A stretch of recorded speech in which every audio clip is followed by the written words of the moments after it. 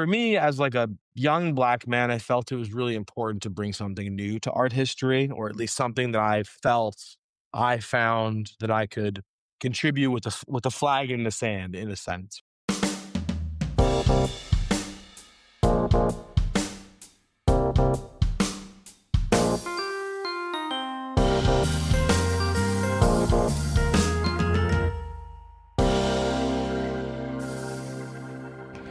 Hello, print friends, and welcome. This is a bilingual podcast, so if you subscribe to us, you'll be getting episodes in English with me, as well as in Spanish with Reynaldo Gil Zambrano.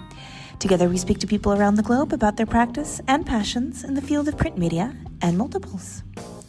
This episode is brought to you by Legion Paper. Legion Paper is a fine art paper company that represents the best papers in the world. They either stock it, source it, or make it with brands like Stonehenge, Somerset, Coventry, Reeves, Arches, and more. Legion is the best paper resource for every artist's and printmaker's needs. Learn more about the variety of papers Legion stocks at www.legionpaper.com. My guest this week is artist and printmaker Aristotle Forrester, whose journey from skateboarding in the streets of Southside Chicago to Columbia University's MFA program is as rich and layered as his artwork itself. We talk about how printmaking keeps him grounded in the chaos of the studio, the spiritual and ancestral power of abstraction, and what the press bed has to do with decolonization. Aristotle shares stories of growing up with a powerhouse artist mother, how a Joan Mitchell painting cracked open his sense of what a painting could be, and why print shops remind him of monasteries and street parks. From the French philosopher Frantz Fanon to Dragon Ball Z, from late-night resistance prints to 16th century engravings, this episode is a passionate ride through history, identity, and the revolutionary magic of ink on paper. Hi, Aristotle. How's it going? Going well. How you doing, Miranda? Thanks for having me on today. Oh, I'm good. I'm really looking forward to talking to you. I was introduced by our mutual friend, Tanya Turner Carroll. I introduced to your work a little while ago, and I've been following it since then. And I'm really excited to dive in and talk about different things. And then I met Charles Moore at New York Print Week as well. And so, another mutual friend between us now. And so I feel like it's high time that I get to talk to the man himself and learn more about what you do. Yeah, we're really lucky to be connected with two awesome people in the art world. I mean, Tanya and Charles specifically, I mean, he's a global man, as you know, from one corner to the other, and really focusing a lot on works on paper, print, and important time periods of perspective that we need to be talking about nowadays. So we're lucky to know these people, right? Absolutely. Would you please introduce yourself? I always ask my guests the same three questions. I say, can you tell us who you are, where you are, what you do? Yeah. So I'm Aristotle Forrester. I'm a painter and printmaker from Southside Chicago, originally, now based in New York. I just finished my Columbia MFA printmaking degree last year, where I was a fellow at the Leroy Neiman Center, studied for printmaking. And it was really a life-changing experience. I had a concentration in printmaking degree when I was an undergrad, and that's when I was kind of introduced to it as like a skateboarder 20-year-old. And it really fit my whole image back then to be doing more mono prints and etchings. And now I am totally the other way around. And yeah, I just feel like as a painter, printmaking has always been something that's totally kept me sane in the kind of madness of the studio, and especially in my practice of gestural abstraction. So I just feel really lucky to have been able to meet the people and the printmakers, like master printers, that kind of like helped me continue printmaking. Because I feel like we all leave it at one point because you Totally. don't always have access to a shop. And in those time periods, I feel like that's when you need printmaking the most, kind of. And so I feel lucky to kind of be back in the circle, and it's really great to be talking to you. You know, you run that amazing shop out in Chiang Mai, as you were telling me earlier. So you know exactly what I mean about the community and the kind of creative, motivation it gives you. Absolutely. Like that, the special sort of collaboration, that special social pixie dust that can happen in a print shop, between a collaborative printmaker and an artist, or between two artists, or between the director and the collaborative printmaker. I mean, all of that gathering around the press, sort of almost as a hearth and as this shared energy and the hope of creating something. I think there's a real special magic to it. Yeah. Yeah, no, I totally agree. It also like really reminds me of skateboarding a lot. And maybe it's because I was like always skating to the print shop, even as a 30-year-old, that, you don't have to be good at the skate park. You just kind of have to be there. Yeah. And that's kind of like the best part about printmaking is like the master printer is not like, okay, get out your, risograph temple and then start laying your etching plates like the first day of the shop. It's understood that you're going to learn there. And that's such a cool thing. It takes a lot of pressure off. Yeah, that's beautiful. Yeah. So you said you grew up in the south side of Chicago. What role did art play in that part Mhm. of your life? Skate culture and art culture, super interestingly intertwined. I've had a lot of artists on who actually have some of their roots in skateboarding and album art and graffiti and all of that. But what about for you? What is those early art memories? Yeah, I mean, like early art memories are always with a skateboard underneath my arm, like skating to the art museum from my old neighborhood in Hyde Park, Southside. It'd be like a 2-hour skateboard along like the lake shore. And we would go as like a group of the kids from the city and go look at art. My mom was an artist, so I kind of came from like this creative family. She went to college at SAIC. I kind of had this like internal permission from a young age to like show up at museums I love unattended. that. And I would actually like bring my friends who were all like, graffiti artists. We were all like, street skater kids. But we all like had a very favorite room early on in the museum, and I kind of remember being like really surprised that all of us loved the medieval ages Oh, section. It's yeah. like here are these kids from Southside Chicago and like the knights and like the medieval like manuscripts and like the early etchings and all that stuff. We really loved it because it kind of reminded us of comic books. And a lot of the things that we did as kids was like, we draw X-Men or we draw Dragon Ball Z and then we try and like, create our own spin on it.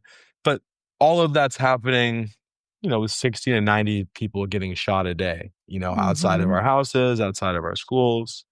And so, like, our sketchbooks and our skateboards were kind of like our magic carpet and our shield in a sense.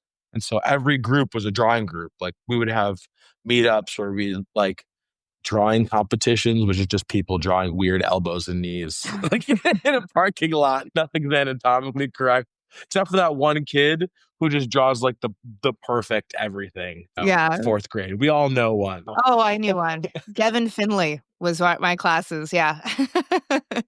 Still remember Yeah, him. my homie's name was Alex Peace. I will never forget. He drew a T-Rex with human arms and an Air Force Jordans, and it was just like everything was perfect. This is like before memes. This is like Yeah. late 90s. Like what was Mhm. his brain doing? Like, no ability to just, like, look up all the reference material you needed instantly from this magic box in your phone. Like, no, it's just, like, the Yeah, kids who just had yeah. that gift of visualization. It's pretty incredible. Us pre-2000s brains were so creatively unchecked that when I look at the old drawings or whatever, it reminds me of, like, how much possibility everyone felt. Like, we all knew we weren't arrived yet, and that was, like, part of the process.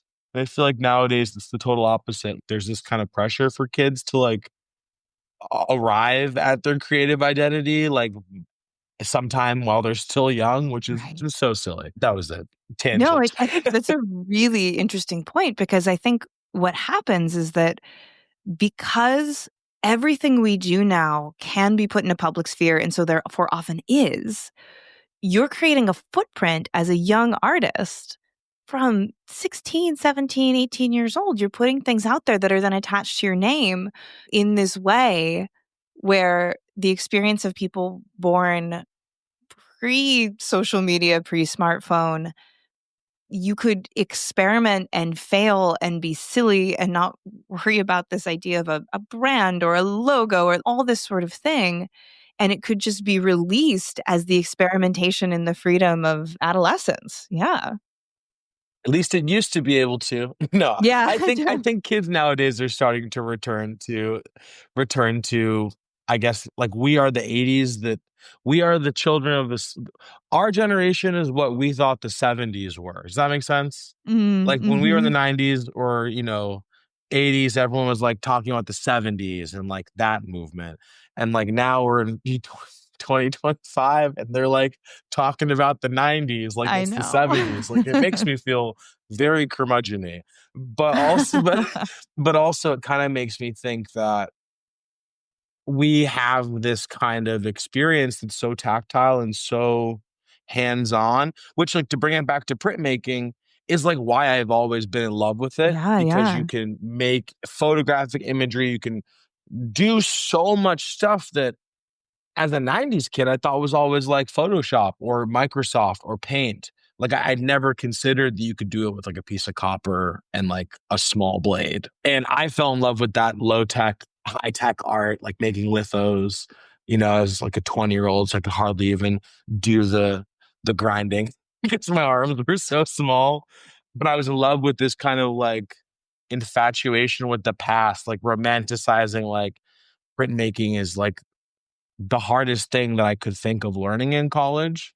And I think these kids nowadays are finding analog things that are similar, in their own vein. Mm, A lot of them are doing printmaking. Like during COVID, I saw all these like, what are they, Gen Z born after 2000? I really don't know yeah. the names, but younger kids, they were doing the tinfoil and Coca-Cola like kitchen lithos with like, and I was just so impressed because I had never really thought of doing that. And I was like, look at these youngins in here making kitchen lithos. Like, there's hope for the future.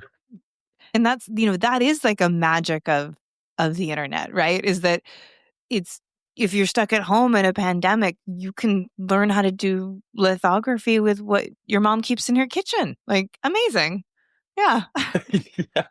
Amazing. Yeah. So you said that your mother was an artist.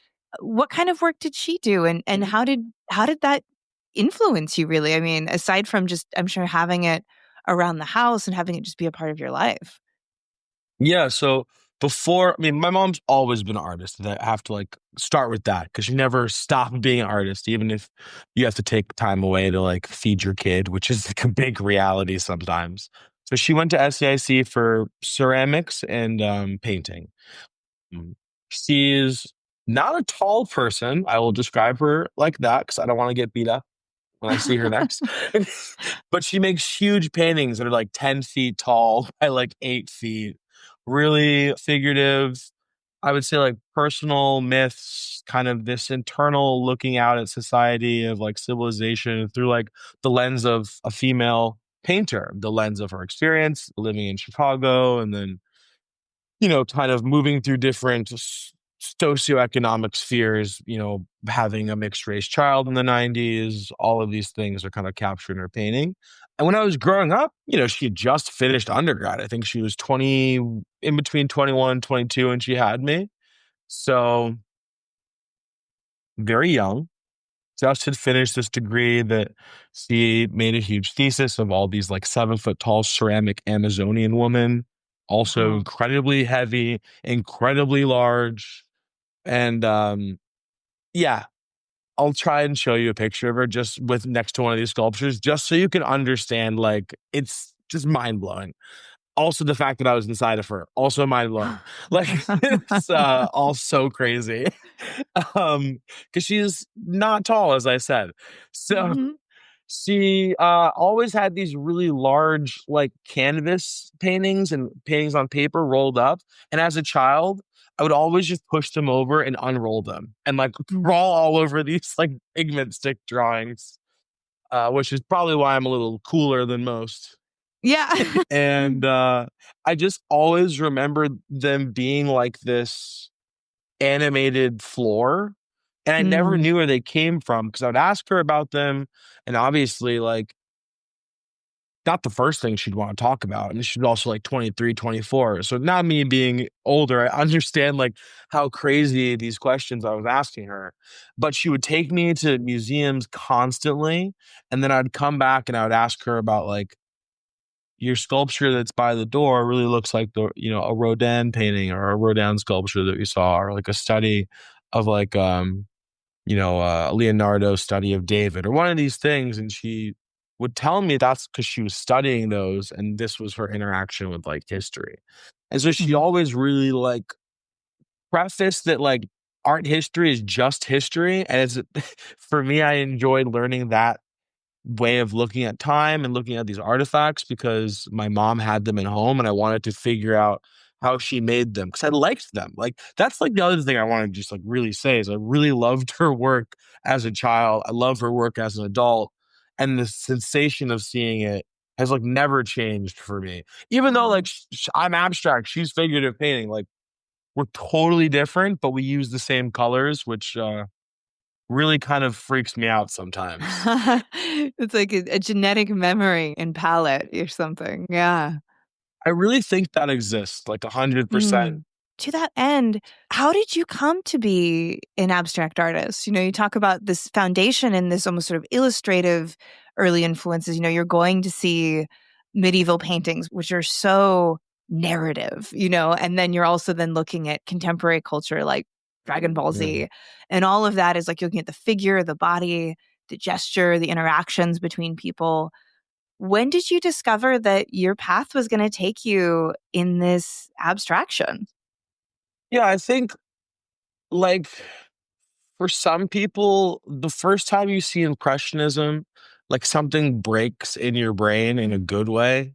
And that happened to me. Like people talk about that like moment of being like, whoa. And I remember like really being in love with Renaissance art, Renaissance painting. My mom took me to Italy as on a surprise trip as like a 16-year-old. Oh, wow. And I just read all the books about Da Vinci and Michelangelo. We went for like 10 days and just did all the art in Rome.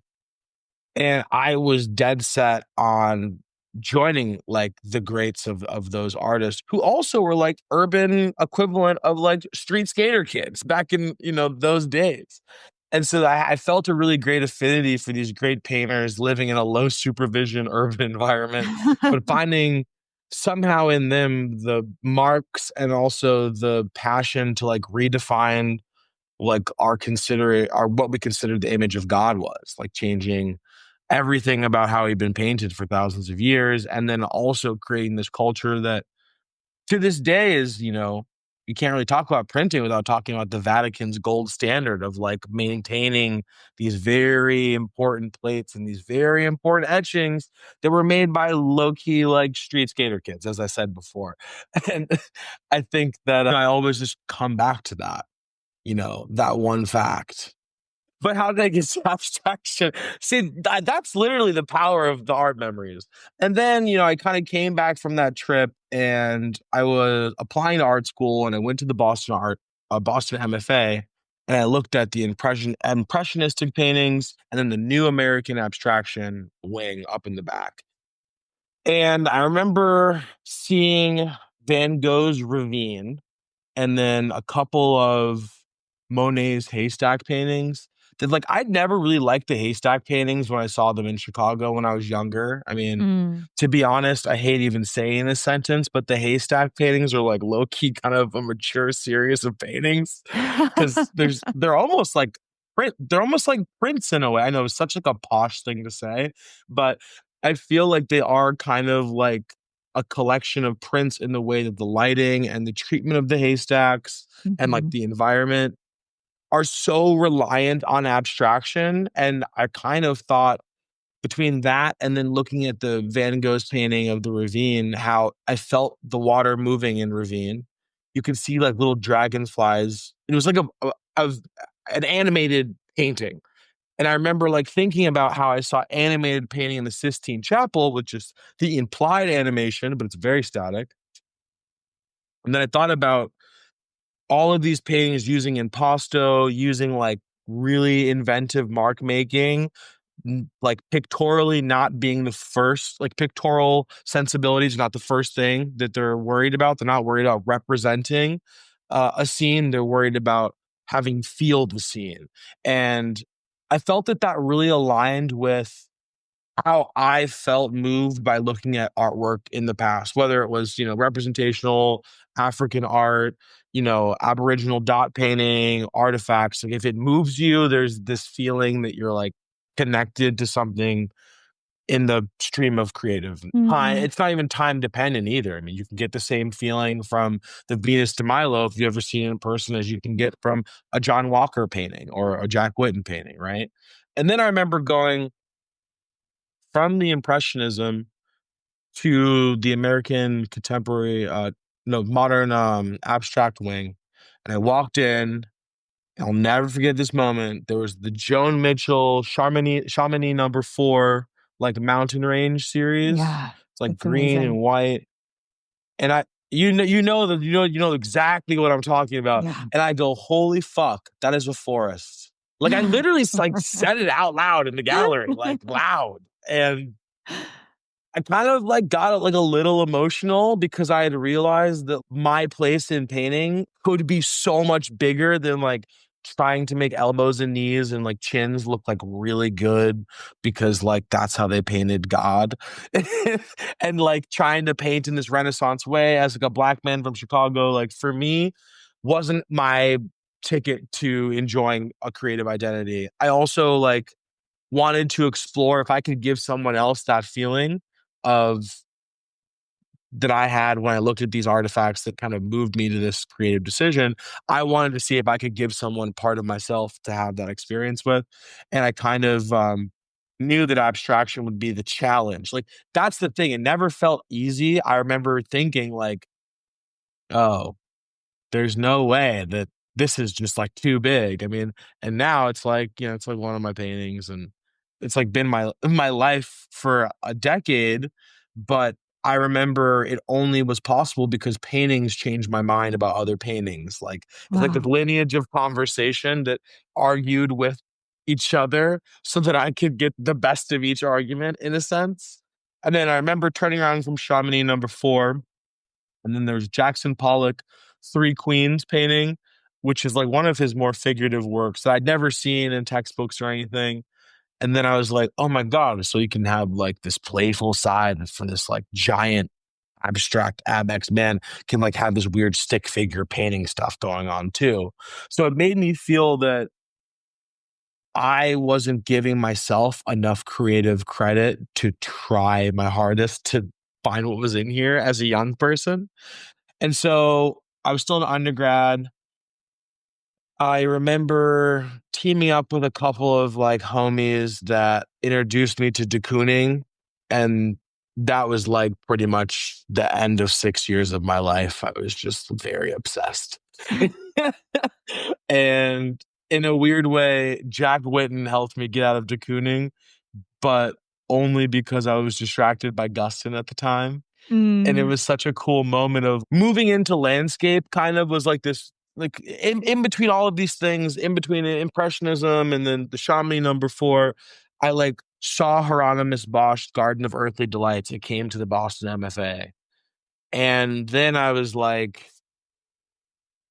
I've had a couple mind expanding experiences before. And I felt that when I saw Hieronymus Bosch's painting, it kind of coincided with something a little bit more spiritual in nature, that these drawings I had been doing my whole life, maybe these weird worlds I've been trying to paint could be located somewhere in like the subconscious. And then I found Kandinsky and I read the Blue Rider Almanac, that like absolutely lethal weapon of a book, both knowledge and weight. And kind of my takeaway from that was abstraction is about finding yourself and codifying yourself in art history with like how you choose to describe your world, your experience, your connection to where we come from. Whatever it is, it exists in abstraction because it's like big enough to hold it. And I felt that that was like the 100th proof that I should keep going on this development of this abstract language. And so I kind of, not kind of, I fully switched for the last 10 years, but more recently, weirdly enough, I've been kind of more dealing with biographical source material and Mm. imagery as it relates to my experience in America as a black man. And so the bodies are back, baby. You know what I'm Yeah. saying? Like you have to bring them back to talk about them. You Right. can't allude to them, I think. And then, as you say, now kind of coming back. And I think to stay in your abstraction years for a moment, because I feel like this relates to what you were talking about with the connection with abstraction and spirituality, right? Because that's such an interesting crossover. This idea that for me, it has to do with the way spirituality is beyond words and abstraction is beyond words. And you get to try and find this place of feeling and this knowledge from feeling rather than trying to think your way into the spiritual. I think for me, I have to feel my way in. And to put it in the parlance of our times, one of the most profound things I've seen on the internet lately was um, the ick is a form of divine protection, as an example. Oh my God, that's so correct. So it's like, it's about getting into the That like my feeling. inside lit up. Oh wow. I like Mhm. that should be a tattoo and a tablet all at the same time. Yeah, yeah. It's about like feeling knowledge, right? And like abstraction's so good at that. And so thinking about your retrospective Yeah. decade of decisions, and it's like ancestral memory and the abstract gesture. I just love to hear about that connection in that abstraction period for you. Yeah, so the Decade of Decisions retrospective was an amazing opportunity that I was able to do with Artists for Humanity, where I made some of my first paintings as a 15-year-old. And that was like a really cool, creative, like how it works is it's nonprofit that essentially hires kids from the city of Boston to show up. They get an easel and they make minimum wage to like paint their art and learn how to be an artist How and cool. then sell their artwork and start their career as a fine artist, all while receiving, if they need tutoring for school, preparatory classes for college, as well as helping them build really awesome portfolios for art schools if they want to do that. They don't have to, but it's something we provide. And that's where I got my start. And so it felt really like full circle to come back to that space with my whole trajectory of work. Because when I started, I'll tell you this, I did not know how to paint at all. I thought like all red paint was like Blick red paint. I didn't know about the words pigment or like quinacridone or pyrrole or naphthol. Like I didn't know any of that. But I learned through mentorship, through this experience where you have like 60 to 80 kids in this room with easels painting whatever they want to do, listening to music or talking to each other. And I was introduced to abstraction at that age because they took me to museums. That's where these things were happening. I was like Right. with painting mentors who were, I thought they were old, but they were just my age right now. So that's Yep. just how that works. And so that whole body of work was really talking about what I called the binary atmosphere, which is like the world we live in. We make decisions. Everything is somewhat binary, do or not do. You're perceiving it in that, right? And then there's like what I like to call the internal world, the subconscious kingdom.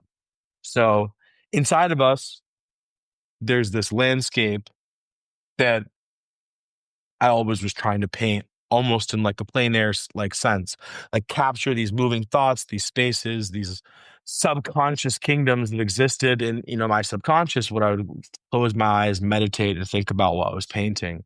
And for me, as like a young black man, I felt it was really important to bring something new to art history, or at least something that I found that I could contribute with a flag in the sand, in a sense. And what I called my first style of abstraction was existential abstraction.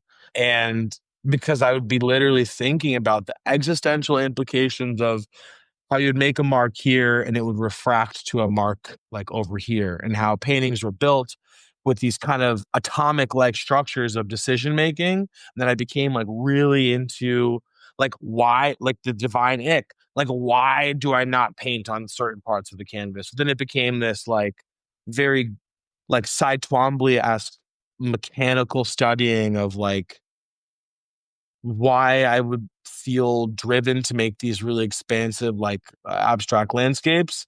And I'd be using like a number one sable brush, making like an 8 by 5 foot painting, just Wow. like 18 hours a day. And they were really testaments of like strength and endurance paintings. Like I had one that I made over the course of 7 years, like 10 hours a day, because that's what like Renaissance painters did. So it was really this opportunity to prove to myself that I could do. And like I don't even know if these dudes really painted that hard. They probably didn't back in the 1400s because they were hammered and they had more vacation time than an average working employee today. So like they probably weren't that serious about it like me in 2000, any year after the year 2000, painting for 18 hours straight. Like there's no reason for that. But you have to do it. I had to do it, you know?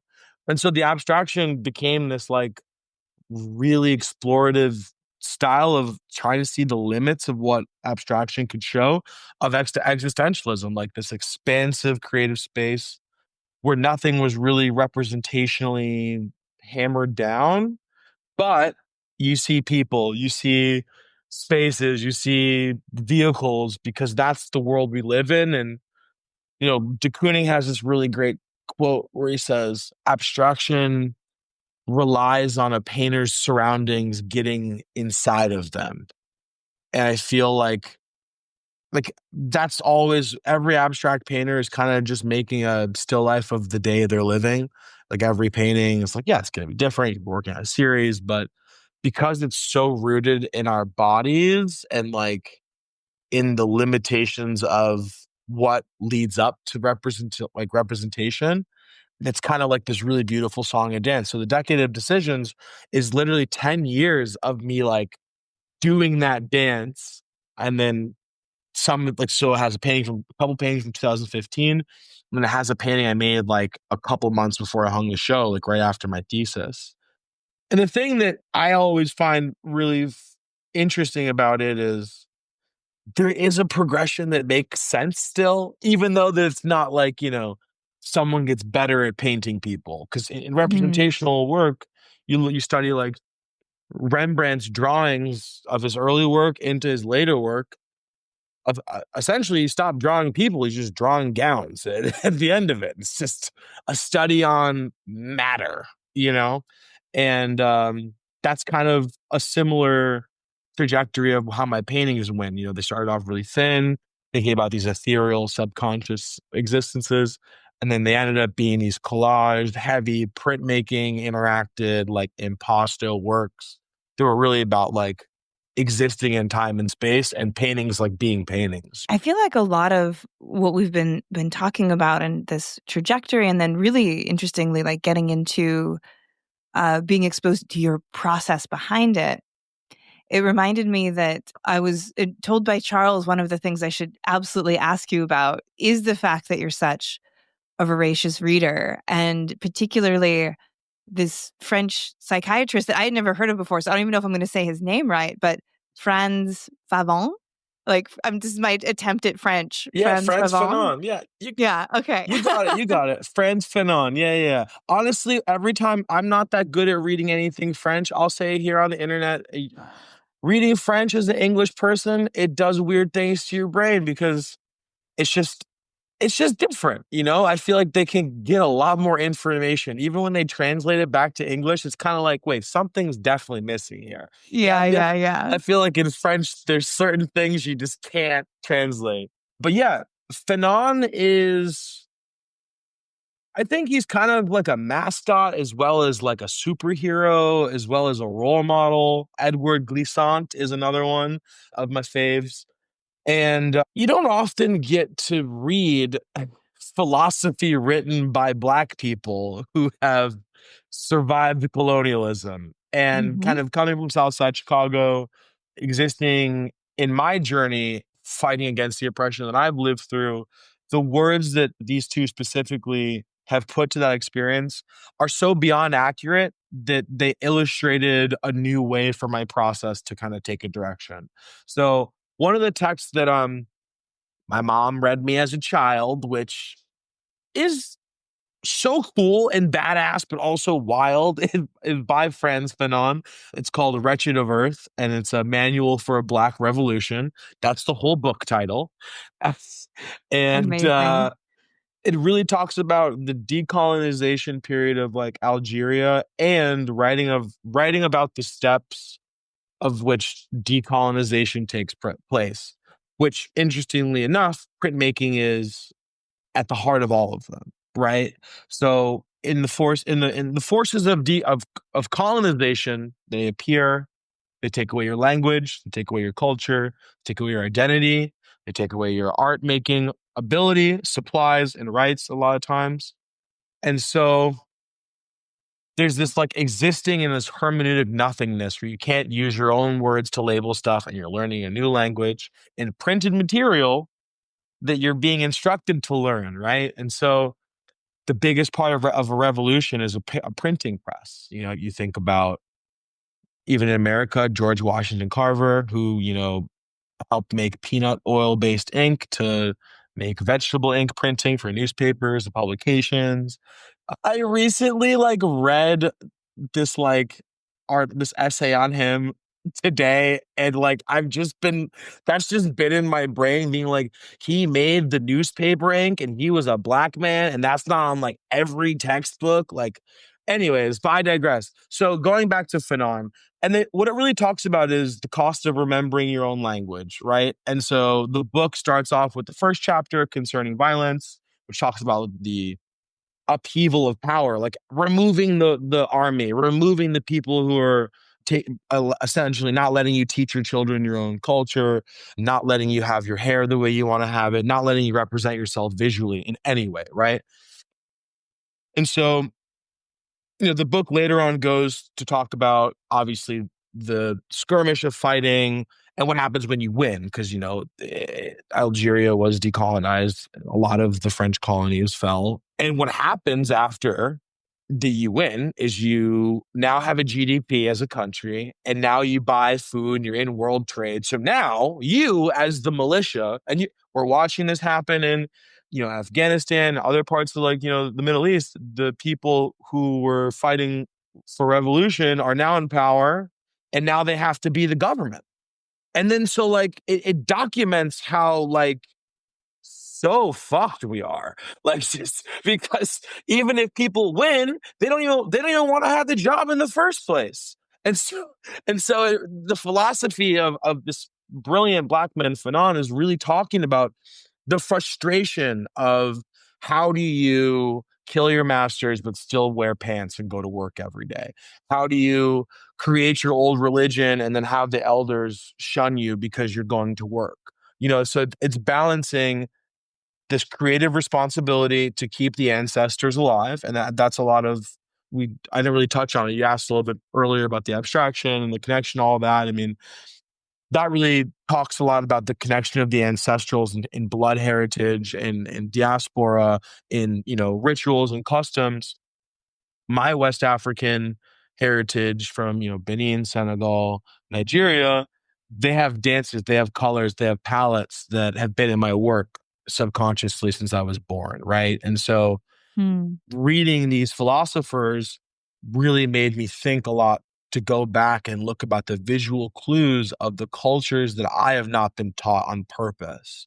Like the American school system is not teaching anyone where they came from.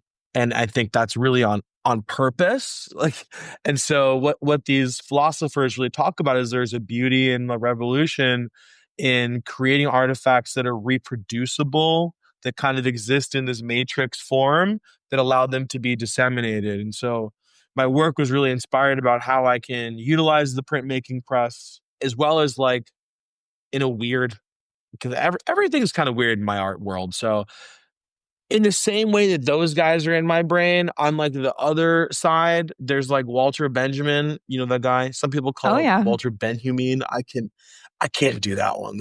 The Benjamin makes me just that's the divine ick. That's the divine ick. Yeah, you're getting for people who really lean into it, you're like, ugh. Yeah. Oh, run. You But mean so Benjamin? Then you mean, yes, I mean that one with the J. Yeah. That's not a Yeah. J sound anymore. Yeah.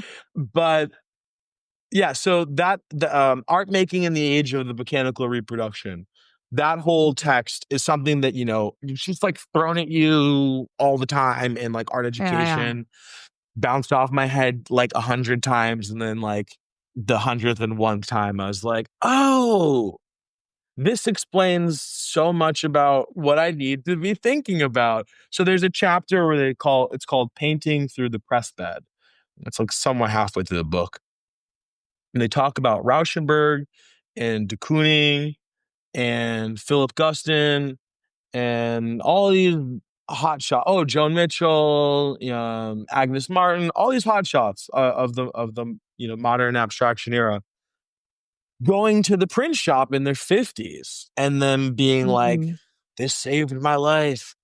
This is the best thing ever. I can't believe I used to make fun of the people doing prints all day and just with my painting brush, They're kind of like having this.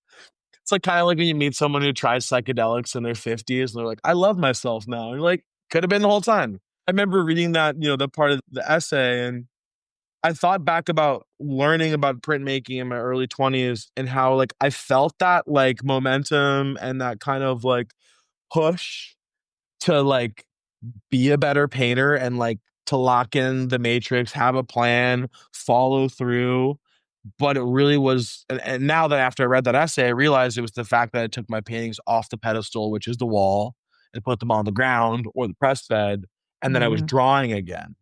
And then drawing being like text, I started writing a lot of poetry about my experience, like making these paintings, but also like reactions to these writings as like a historical context to like preserve, like kind of like notes from the woodshed, like just like reading these pivotal works by Fanon and Guisson, and then writing about the paintings in like lens of painting through the press bed, thinking about like why did I need to remove myself from the wall? And then I was like, damn, like sometimes it's just so blatantly obvious. Like the wall is Mhm. colonialism.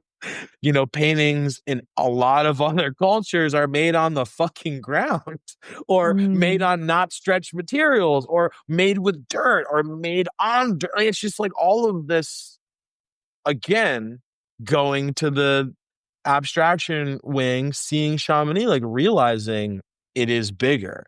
And it was a weird way of like how sometimes the words and the writing about things that aren't even painting and the writing about painting allowed me to really see that I was kind of engaging in this same decolonization battle with like my work as a Black abstraction painter. And printmaking was like my rebel militia, if you will. Like I would show up, we would do it, we'd take ground.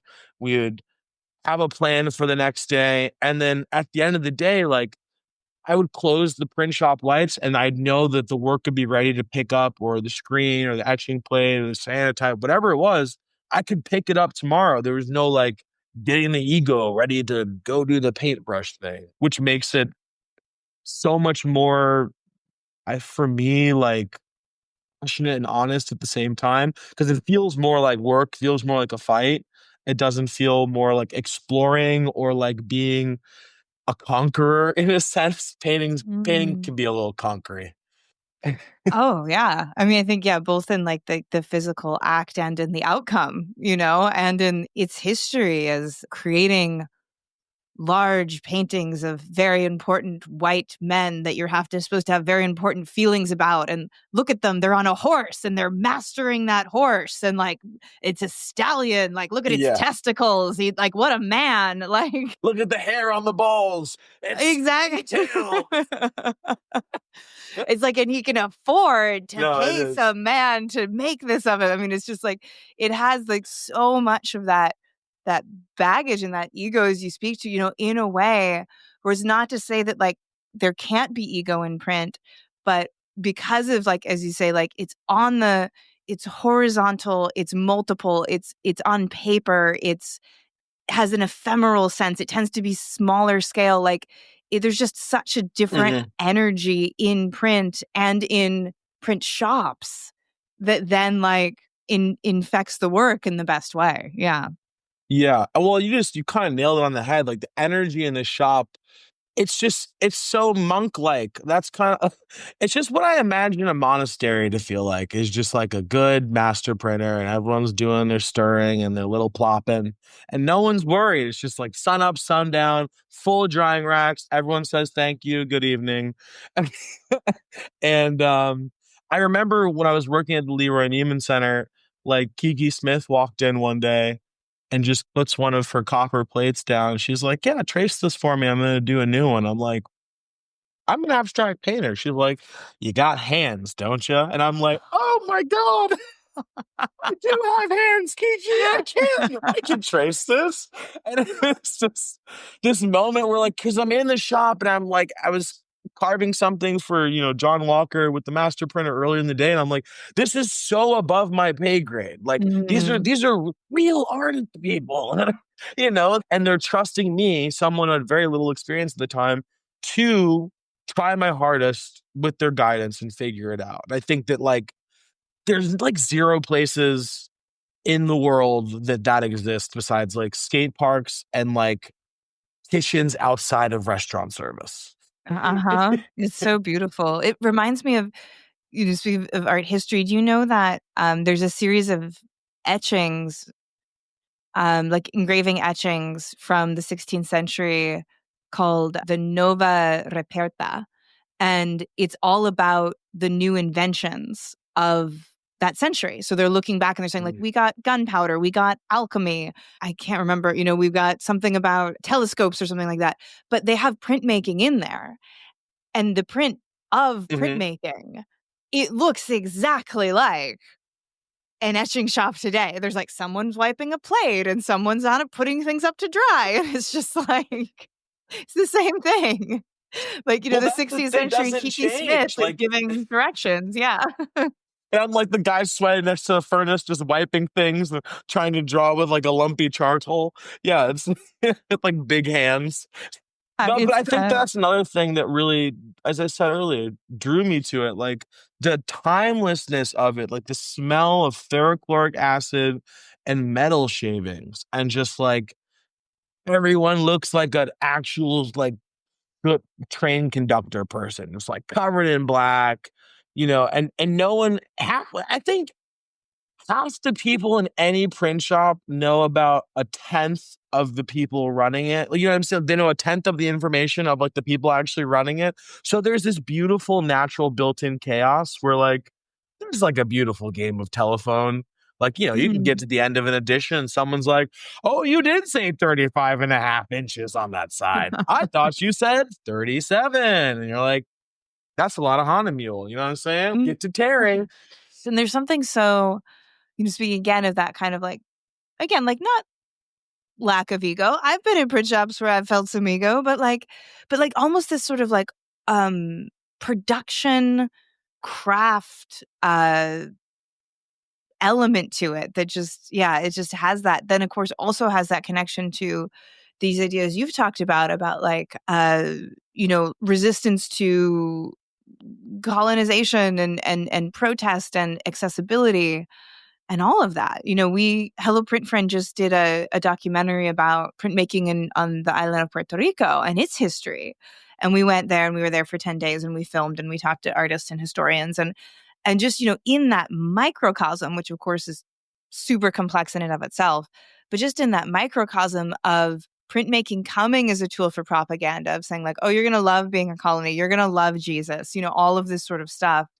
And now Mm-hmm. seeing it being used by contemporary artists to have their protests. They had a big protest to oust their governor a couple of years ago, who was caught on tape saying terrible things about like wanting a Puerto Rico without Puerto Ricans and that sort of thing. And in that protest is like, what's in the streets? Mm-hmm. Like it's prints, right? And so all of that is part of like this ecosystem of like change and production. And I always think about, you know, that kind of the downtime and the waiting and the ideas that get exchanged in that space in a print shop as well, where you can kind of be like, so are you into the Yeah. king? I'm not really into the king. And then, and someone else can be like, I'm not into the king either. Yeah.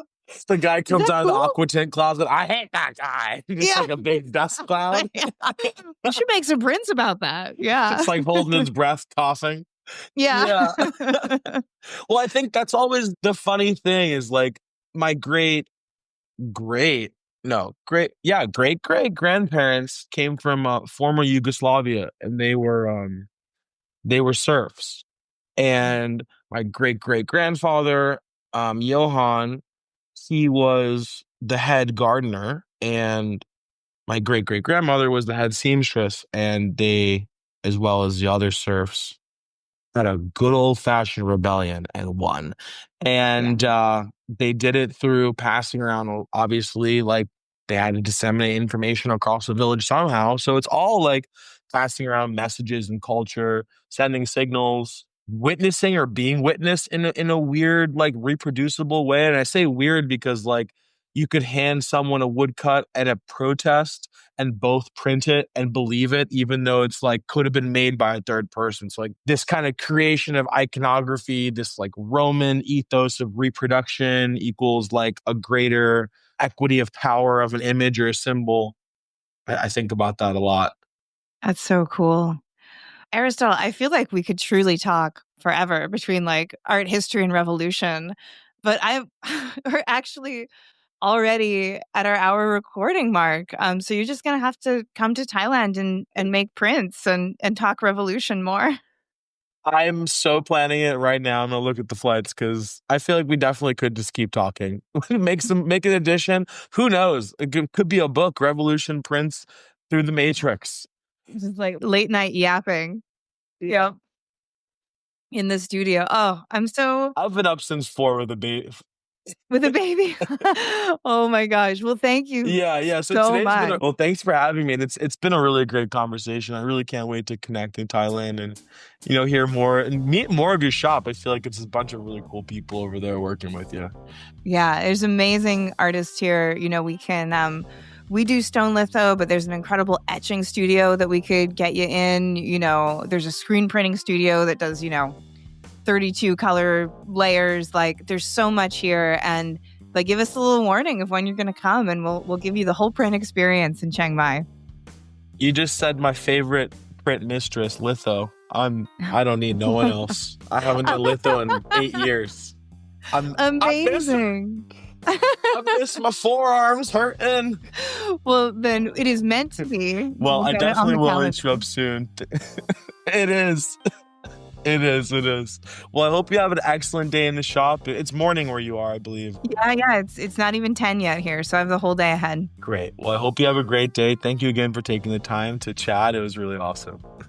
If you liked today's episode, we do have a Patreon where you can support this podcast and get bonus content, like Shop Talk shorts with past guests. But the best thing you can do is rate, review, follow, and share with your fellow print friends around the world. This episode, like all episodes, was written and produced by me, Miranda Metcalf, with editing by Timothy Pauschak and music by Joshua Weber. I'll see you in 2 weeks.